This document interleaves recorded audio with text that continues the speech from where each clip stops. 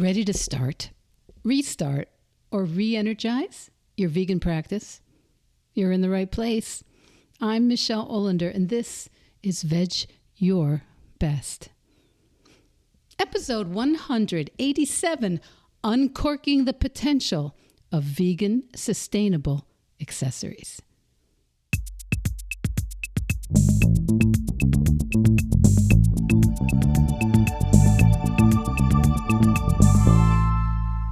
Welcome and welcome back, my Vedge Your Bestie.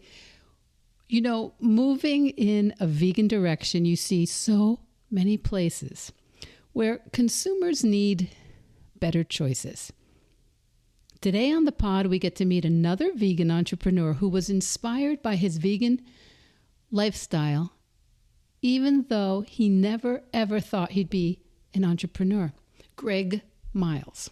Greg Myles, longtime vegetarian turned vegan, plant-based runner, and more recently founder of Assisi Style. I think you'll hear about where the name Assisi came from and how it has inspired his range of accessories, belts, wallets made from cork. And I learned about Greg first on one of my favorite podcasts, How I Vegan, which is where Greg was talking to Matt and Wes. And if you don't know How I Vegan, please put it on your list. It's just that simple, How I Vegan. So I heard Greg talking about his company before Christmas, end of 2023, and I ordered a cork belt for my husband, which he loves. And I was curious about what got him into it and what was going on with the business. So I wanted to bring his work and his mission to you. And at the end of the interview, in the show notes, I'll have a 20% discount code for you to use, courtesy of Greg Myles, if you would like to order one of the cork accessories that he manufactures. But that discount is just for you. Just so you know, I'm not an affiliate. Making sure you know I paid for the belt. This podcast does not do affiliate links, and I don't get paid by sponsors. So this is just a benefit Greg has for you, my Vedge Your Bestie, my Vedge Your Best listeners during the month of April. But mostly, Greg is here because I love this conversation. And once again, we see how many different ways there are for vegans to show up and create alternatives that even non-vegans will enjoy and embrace, that are not only more compassionate, but also more sustainable, which is a huge issue for us. So I'll let Greg do the talking, maybe inspire you to begin something you never thought was possible. You know, I always say it, if you can go vegan in this very unvegan world, there's nothing you can't do. Okay, let's hear from Greg, and I will catch you on the other side of the interview.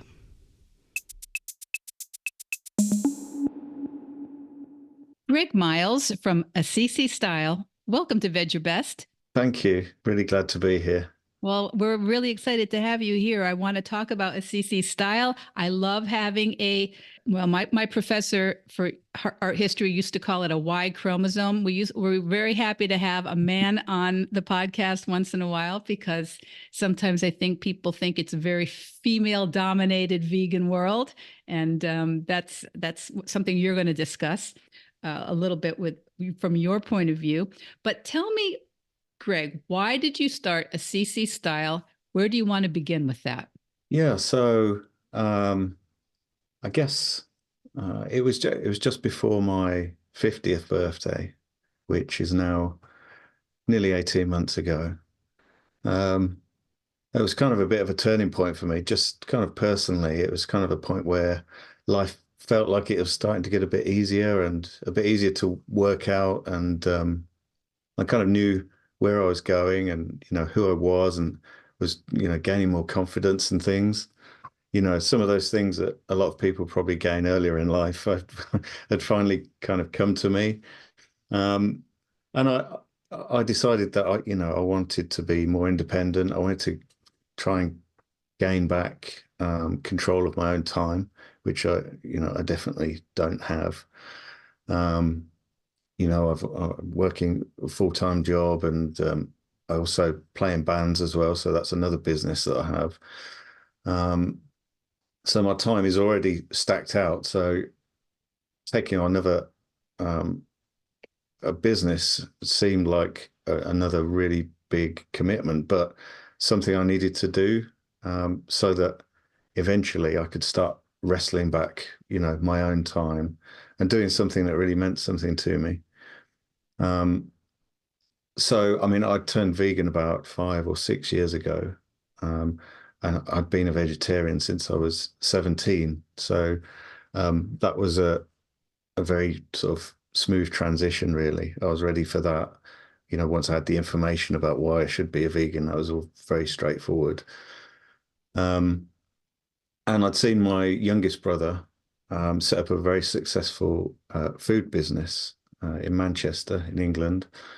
So they do street food, vegan street food, and they have, I think, 3 premises now. They started out just in a like a horse box trailer, playing at, uh, doing their food at festivals and traveling around. And now they've got actually 3 locations, including a restaurant.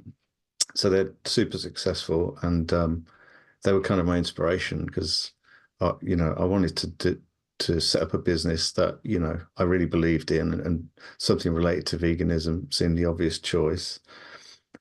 Um, So I did kind of toy with the idea of doing something to do with food, but it's incredibly time consuming, and I needed to hold down the day job essentially to support whatever idea I came up with. So I eventually, started thinking about products and what I needed personally, and it was literally that classic entrepreneurial spark when I thought I really need a belt. Where can I get a good belt from? I've got I've got a really old one that's made of leather that I really don't want to wear anymore. And where can I find one? And there wasn't a really great deal of choice. And I thought, well, that's a starting point. So yeah, so belts is where I started off. So I designed some belts. Um, I designed them to be kind of quite forgiving in the sizing. So you've got extra kind of holes in both directions. Nice and sturdy, because that's a criticism of some vegan fake leather products. And also as sustainable as I could get them. So the signature material is cork, which I have come to love, really. The more I find out about it, the more I love it. So tell me what's great about cork? Why is cork a great material? Why should it be something we look for? So cork is taken from the bark of the cork oak tree, Quercus super. I forget the Latin name, but it grows primarily in Portugal, a little in Spain and Morocco. Um, but essentially, it's the bark of the tree. It grows over a period. I think it takes about 10 years before a tree can be harvested, and then the bark is removed, and then the tree is left completely unharmed. In fact, it's beneficial for the tree, and then the bark just grows back, and this process can be repeated over decades, and it can be harvested maybe 10 times or more in a very traditional way, by hand. Um, the, to turn it into a cork leather, which is, what we're dealing in, it's essentially mashed up, uh, added to water, heat applied, and then just pressure applied to that to turn it into a leather material that you can work with. And you can essentially make it into almost anything you could make out of leather. So no, there's no tanning process involved, no horrible chemicals. Um, the trees themselves are carbon negative, because essentially you're just, assisting a tree in its life cycle. So it's constantly giving back, sucking up the carbon and pumping out oxygen. So there's really a lot to love about this material. Um, I mean, there's a limitation in that currently it grows in certain areas, certain climates. Um, but yeah, I mean, I really like it as a material, and this brand that I've set up, I think is going to deal exclusively in cork products. So you have belts. I full disclosure, my husband loves the belt that I bought for him for Christmas. When I first found out about you, I was interested in getting a one of the belts. Now you have branched into wallets, correct? That's right. Yeah, yeah. And what is the what made wallets the next choice for you? Well, I mean, um, it's a safe choice because it's something I know. Um, it would, I'm just kind of keeping things close to home at the moment. What's the next thing that I would need if I was looking for an accessory or something that I need at home? So that was always going to be my second choice. But since I've started this journey, really, I've been talking to lots of people, and I've got you know, several knowledgeable women who can help me out with future products. So I'm looking at bags, handbags, purses. Um, they're likely going to be better sellers than wallets. But it was kind of like a safe option for me because I was kind of on home territory with wallets. You know what you Um, use, what you like to have in a wallet, probably. yeah, exactly. Yeah, yeah. And I tried. I've probably tried out about a dozen different samples of cork wallets, and quite a few of them are really quite flimsy and thin. And that was the one criticism that I would have had. So I've worked on making one that's really quite sturdy, and comparable to a leather wallet.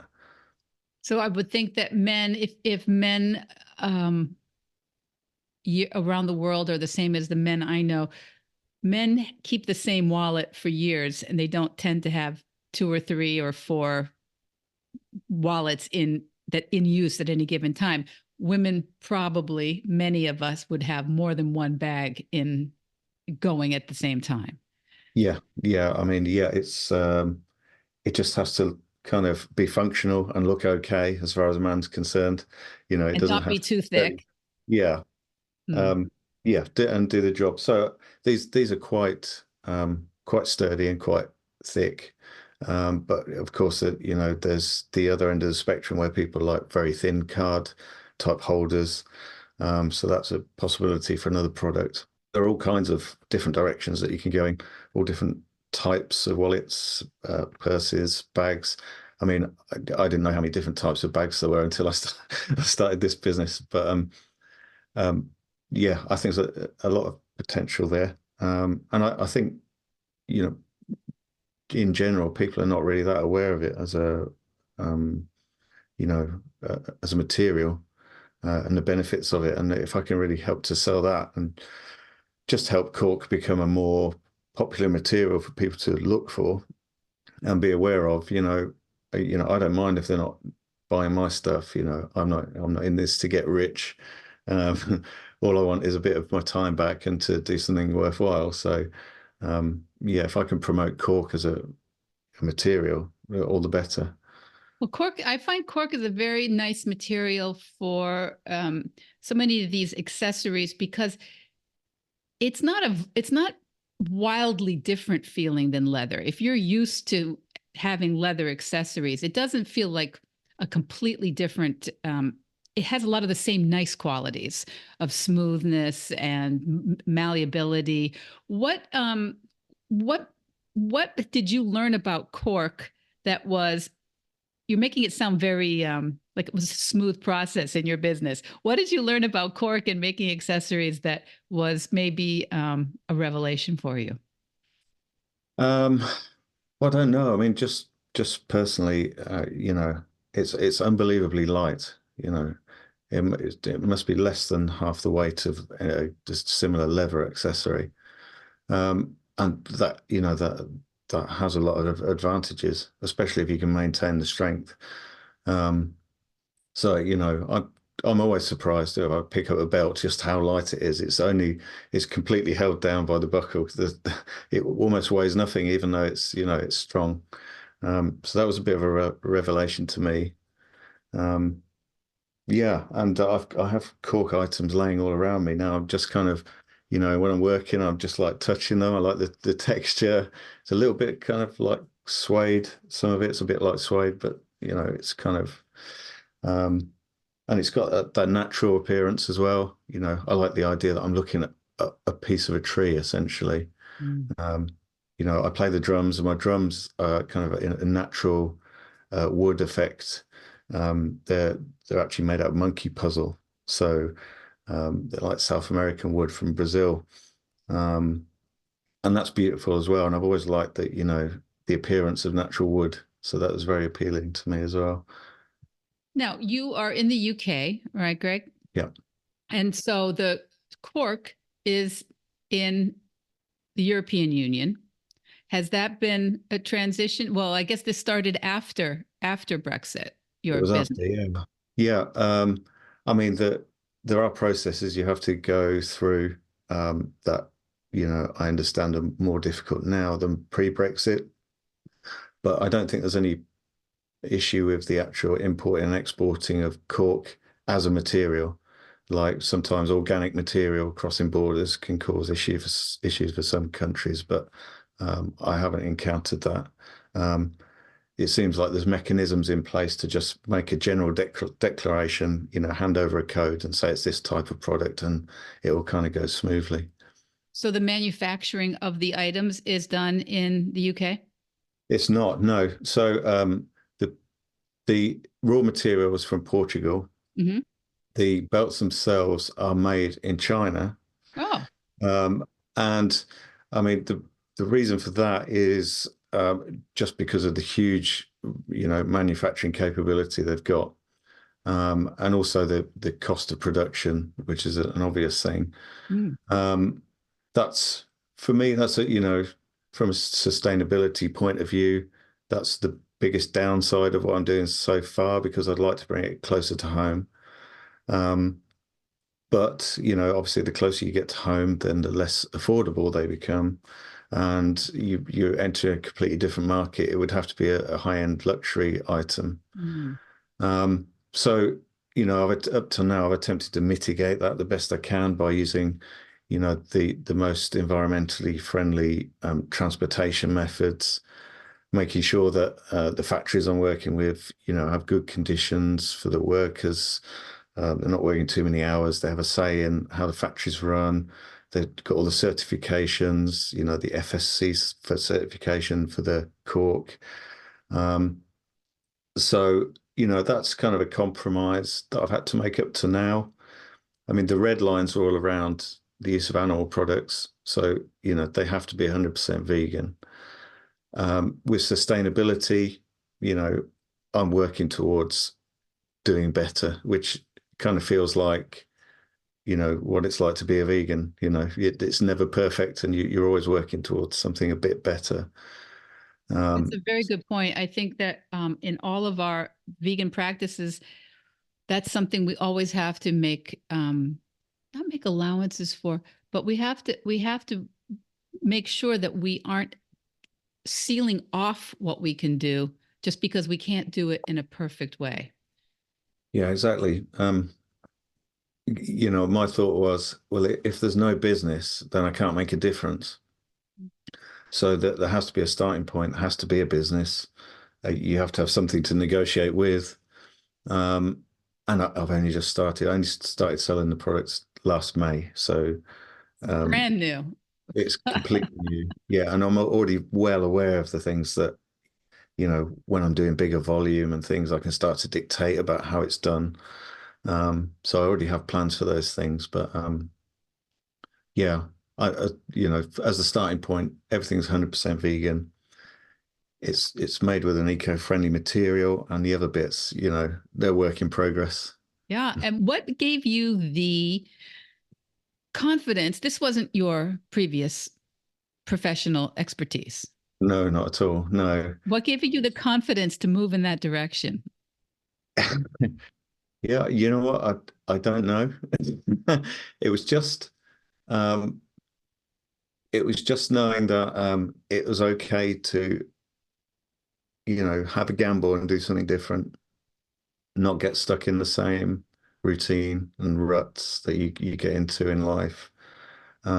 Try something, see if it works. If not, that's fine.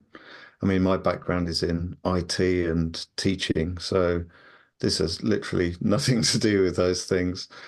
Um, but I knew it had to be to do with veganism. I'd seen my brother run a successful vegan business, and I'm just really aware that it's growing exponentially. So, year on year, there's going to be more and more demand. So get in now, get established, get all the pieces in place for when, the demand goes through the roof, which I hope and really think it will. Well, cork is a material that I don't think anybody's really doing without with cork.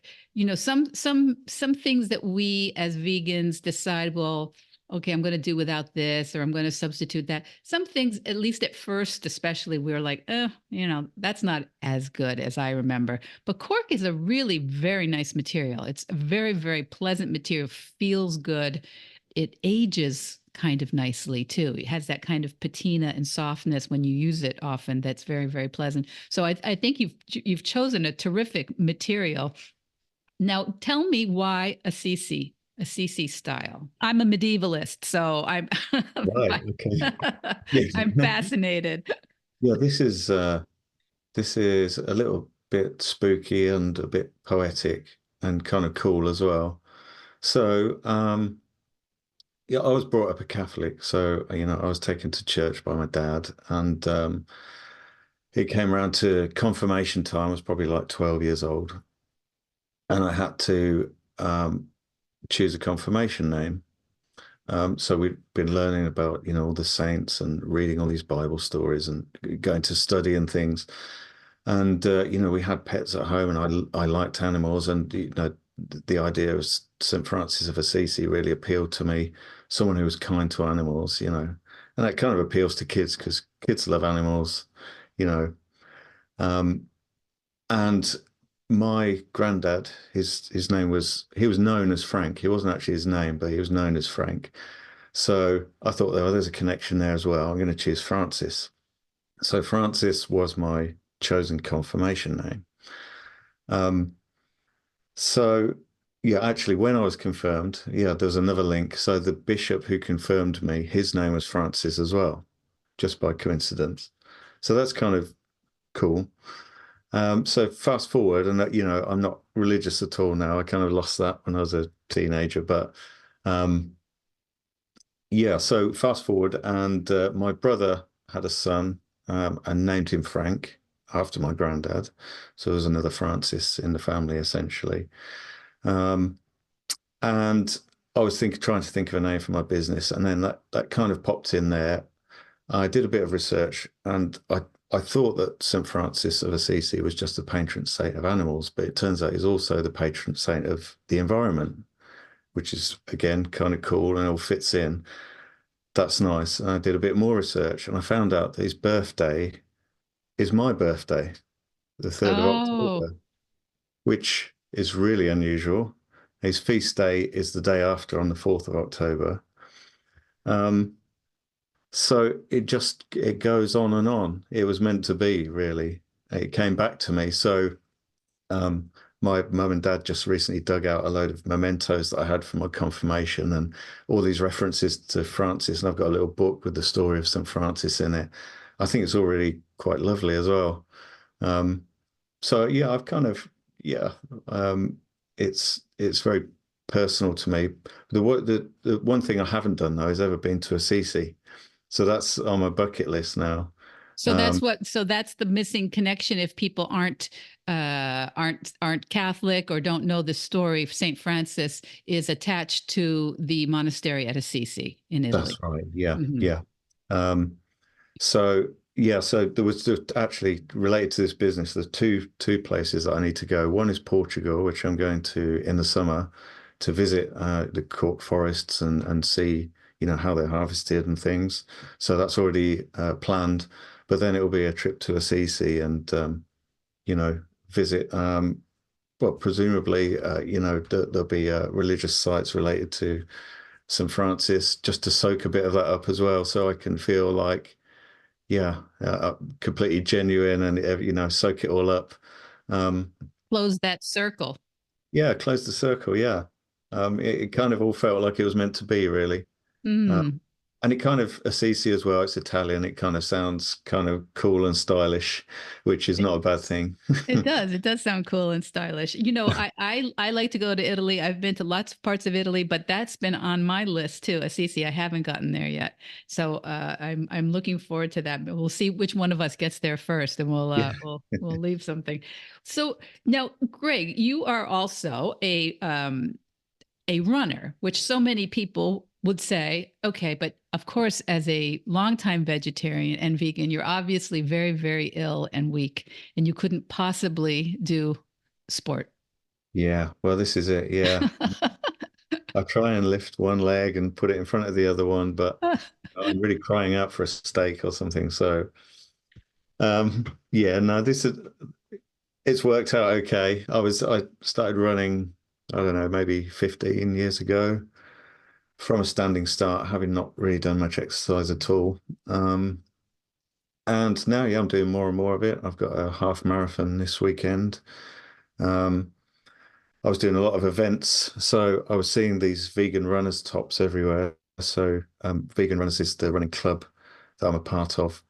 That Matt from the How I Vegan podcast is a member of too. That's where I met him. So at all these events, you see these like black and green tops with vegan runners on. And as a vegetarian, I was kind of vegan curious and seeing these people pretty much every week at events and park runs and things. Um, and it was kind of good because it was another thing that planted a seed, in my mind that I should check out veganism a bit more. So I now kind of get the effect of wearing that shirt, wherever I can. So I do park runs on Saturdays and I run, longer events as well. But I'm always in the club shirt. And I've had numerous people come up to me and say, "Oh, how do you join? What's that club like?" and things like that. So it's kind of a low level activism that you can do anytime when you're running, which I think is pretty nice. Now, how do you join the vegan runners? Oh, well, you just go to the Vegan Runners website, the address of which escapes, and it's probably veganrunners.org or something. But it's an international running club, and it's super cheap to join and super friendly. So yeah, so that all kinds of social groups, social media groups, lots of meetups, um, lots of food as well. So we go to runs and then feast out at the nearest vegan cafe or whatever. It's really nice. Yeah, I've met lots of really good friends. So it's a really nice social thing as well. Well, Matt is certainly a friend of the show. Matt and Wes of How I Vegan. Wes doesn't run. Not to my knowledge. No, he'd probably laugh at that. Well, so I think it's such a great thing. I love the idea of remembering that sometimes just by walking into a restaurant and ordering or asking about the vegan options, that is a form of activism. Sometimes just by asking somebody who's saying, "Oh, I could never be vegan," having a conversation with them about what they could do or how you did it, that's activism. Your business is a form of activism. There's not just one kind of activism. And I think sometimes people who come to veganism and vegetarianism later in lives think that they're going to have to go to, vigils and protests and very, very physical or very kind of uncomfortable situations for somebody who's a new vegan. And I just love that just when you run, you've got that shirt on. It's just such a great communication banner for us. Yeah, that's right. Yeah, and you know, we have like group photographs, and we're clearly like having fun. We're not all kind of miserable and trying to stop people eating meat or whilst we're there, we're just another group of runners, kind of normalizing it. And it's very popular as well. That there are vegan runners at almost every event that I see. It's a great place to, yeah, just fly that flag. Because you don't wear a big "I am vegan" shirt when you're walking down the street, but that's something you can do when you're running. Maybe we need to start. I don't know. Because sometimes I think, sometimes I always laugh because I feel like sometimes everybody knows I'm vegan. And then I'm in a situation, people go, "Oh, you're vegan?" And I think, "Oh, wait, there are still people who have no idea." Yeah. Now, when you went vegan, so you were already vegetarian. So what was the hardest part for you? Or was it something that you just, the penny dropped and you were just like, "Oh, no, I just don't want the dairy anymore." Yeah, it was very much the latter. Um, I'm a pretty black and white thinker, so it's kind of a case of, well, I've got the evidence now. I can't deny that this is cruel, so I've just got to stop. And actually, it was very easy. And it was the same when I went vegetarian. It was just overnight. Yeah, that's how I do things, but that's not to say that's the only way to do things because everyone's journey is different. But for me, that almost anything in life, that's how I like to approach it, make a decision and act, really. And was there anything that was particularly difficult? Because sometimes I like to uh, tell our audience who are not all vegan and who are not all vegetarian. Some people are curious and are just trying to keep that synapse open for what they need to hear to go, "Okay, I can do it." But I think sometimes people think, "Oh, then you must not have enjoyed eggs and butter. You must not have, you must be more disciplined. You must be more, um, something about you must be different than a quote unquote normal person." Yeah. Well, yeah, I mean, I definitely enjoyed those things. I ate butter. I loved eggs. I was eating eggs pretty much every day.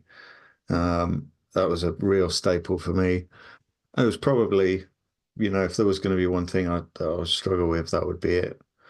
I was never hugely into cheese, so that wasn't a huge problem for me. I know that's a real problem for some people. But yeah, the eggs, I think I did miss them at first, but I never went back, Mm. and I never would.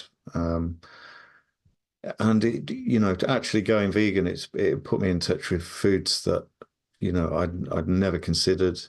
I reconnected with food. I cooked for myself a lot more. I do loads of batch cooking, all kinds of interesting ingredients, just really think about what, I'm putting into my body, which I wasn't doing before. I was pretty much a junk food vegetarian. And there has to be a degree of planning when you go vegan, just because all the easy choices are not necessarily vegan. So even if your vegan diet isn't the best, it's still likely going to be well thought out. You're going to have to put some thought into it.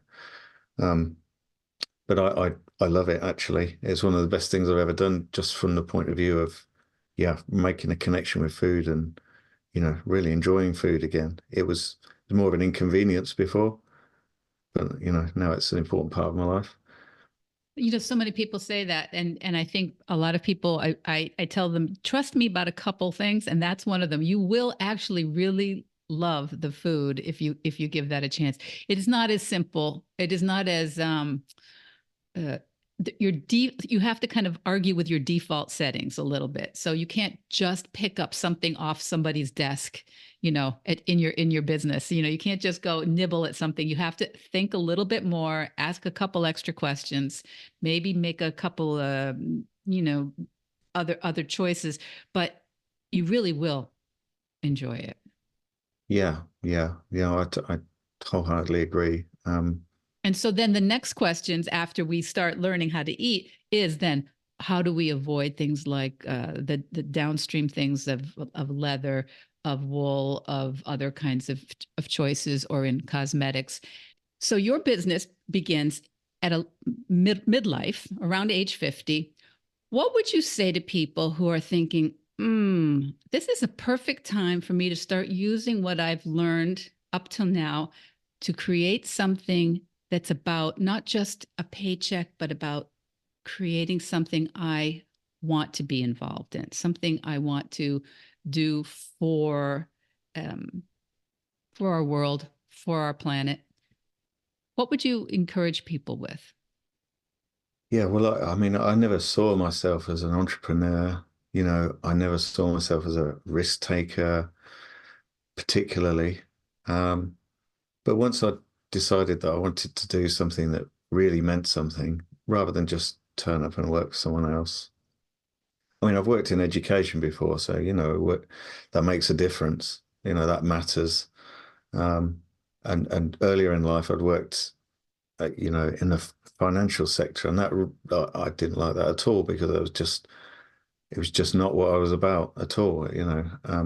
But I kind of got to the stage in my life where it's like I'm a lot less concerned about the risks associated with things because I know that it'll be okay. I'll be okay because, yeah, like you say, all these skills that I've built up over my working life and over my personal life, resilience, the knowledge, I can trust myself. If I take a gamble on something, I can be sure that I'm going to show up, I'm going to do the work, and I'll give it my best shot.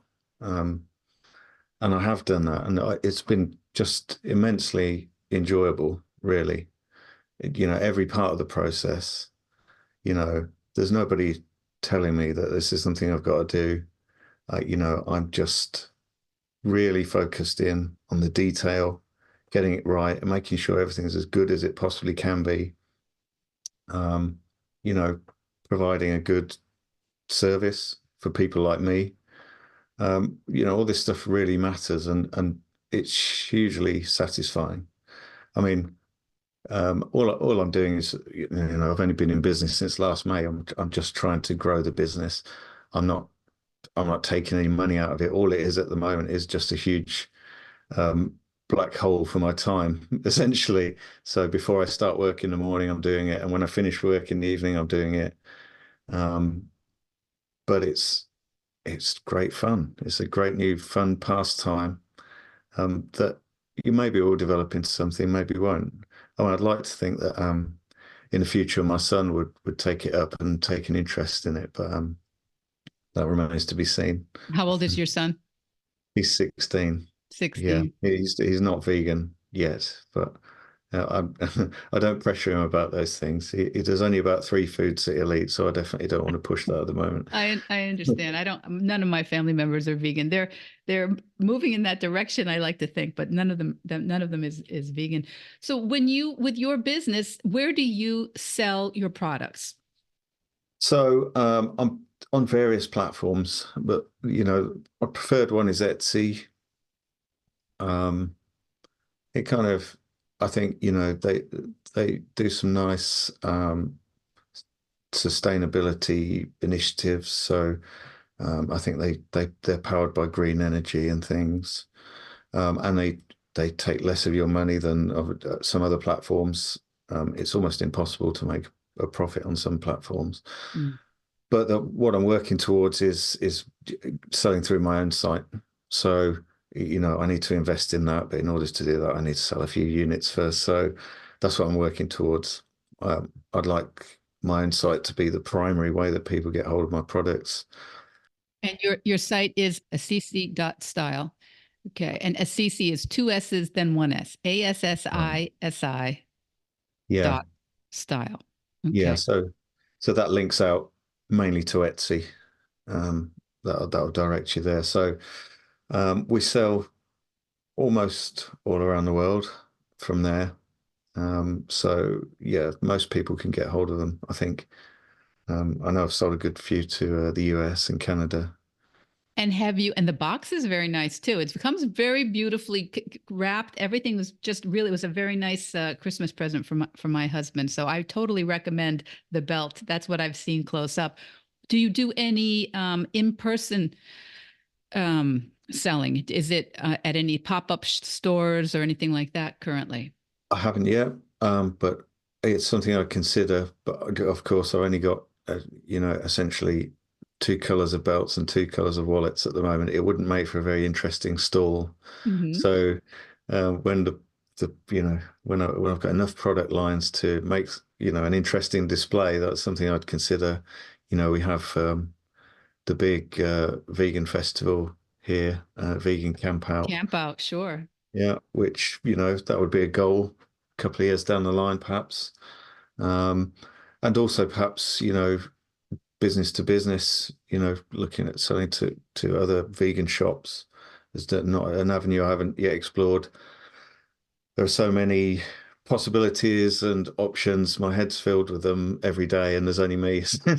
I bet. Yeah, because it's only May. You're not even a full year old. No, and I set the target of selling one unit a day after year one, um, which sounds modest, but from a standing start with a tiny investment, I thought, well, that's realistic. But I've been doing much better than that, and I've been able to launch a second product after only 6 months. Um, so if I can keep that cycle going and perhaps launch another product in 6 months or so, we'll see where we get to. The next thing is, I mean, I'm essentially in my home office at the moment, but the products are going to overtake my home. So another stage will be finding an office or something nearby where I can store things and work from. Yeah, the family always loves that, right? When there's just boxes and boxes. Exactly. Yeah, yeah, yeah. That's where we're at the moment. So we would know first thing when you have a different product line or exactly how to get everything, especially through your Facebook and your Instagram, your socials, right? Yeah, I've tried to be active on the socials. So I'm pretty much on all of them, and all of the links are on at assisi.styles if anyone wants to follow and just see what we're doing. Um, And if anybody wants to see my husband's blue shirt, blue T-shirt, they can see that oh yeah, wearing the belt, I think. yeah, that's there. Yeah, in the stream it'll be there somewhere. Yeah, that's a really great shot actually. It's probably the best lifestyle shot I've got. Oh, I'm that's too dreadful. bad. You need to keep adding to that one. But yeah, actually the color is very nice, I think, with the blue. Yeah, yeah, it looks great. Yeah, well, actually the wallets are with a photographer at the moment because my home efforts with a phone are really, not up to standard. Yeah, lighting is everything, and the background. Yeah, so your new goal is another product line, maybe, and to be selling after 1 year, 1 unit per day. Is that what you said?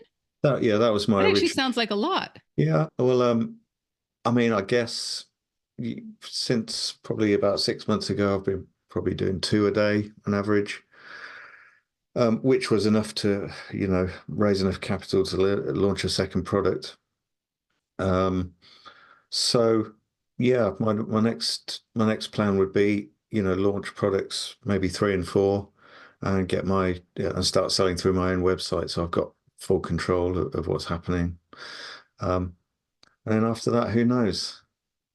All kinds of possibilities. That's very exciting. Well, I'm not going to put you on the spot telling me what the new possibilities could be, but I hope that you'll come back when you have some new news. Otherwise, in the meantime, we'll support you on the socials, and anybody who will have all the information for all the links in the show notes. And did you want to do a shout out to your brother because apparently his business was quite influential, making you feel like you could also do something like that. Yeah, that's right.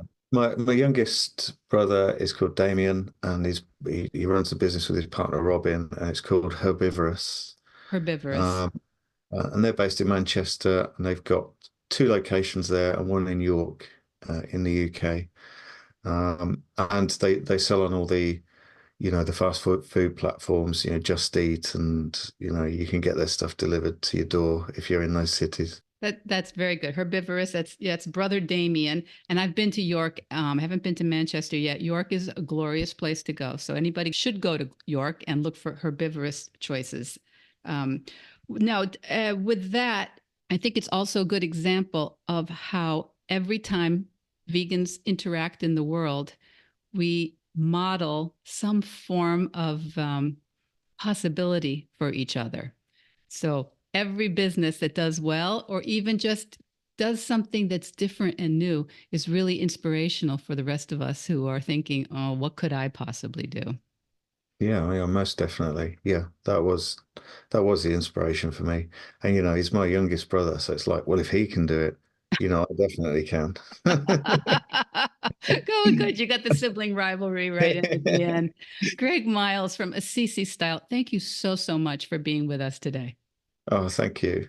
Oh, I didn't mention there's a special promo code for anyone if anyone's interested in buying a belt or a wallet. If they go to the website and link out to Etsy, you can use the code VEDGE, VEDGE, for 20% off. So that should at least take the edge off the additional shipping costs to the US if you're in the US. That's very, very kind. Thank you. We'll make sure that's in the show notes. That's really very kind. On behalf of my listeners, thank you. Thanks, Greg. Thank you very much. So what did you think of Greg Myles, founder of Assisi Style Cork Wallets and Belts? Greg's got that discount code for you through April 2024. And yes, the code on his Etsy shop is VEDGE, VEDGE, VEDGE. And I'll put the direct link to the discount in the show notes, or you can find Assisi Style on Etsy and put VEDGE, VEDGE, VEDGE in the coupon code upon checkout for 20% off. Now, all the other links will be there so you can follow Greg on social media. Yes, it's such a help for businesses to have followers on social media, and it actually costs you nothing. So please do consider following your favorite guests and, I don't know, podcasters. It really, really does help us get the word out about what we're doing, and it helps us to connect with the people who do want what we do. So please follow, share, subscribe, like, all the things. Okay, I'm getting ready personally for a trip to France in just a couple days. It's for my husband's and my 35th wedding anniversary. Can you believe that? 35 years of actual marriage, and I'm really not prepared, so that's cool. And it's going to be in the Loire Valley, which everyone says is not a vegan-friendly area. So we're going to see. There's going to be a lot to keep you posted about. And in the meantime, please check out Greg Myles, Assisi Style. All the links are in the show notes. And you, till next week, veg your best. Veg Your Best podcast production, music, and editing by Charlie Weinshank. Thanks, Charlie. Before you go, it would mean so much to me and the Veg Your Best team if you would hit subscribe, leave us a 5-star review, or share with someone you think might be interested. Something about algorithms, it helps bump us up a little in the rankings, and that's the best way to help others find the podcast and for us to find our audience. So, until next week, make it easy and veg your best.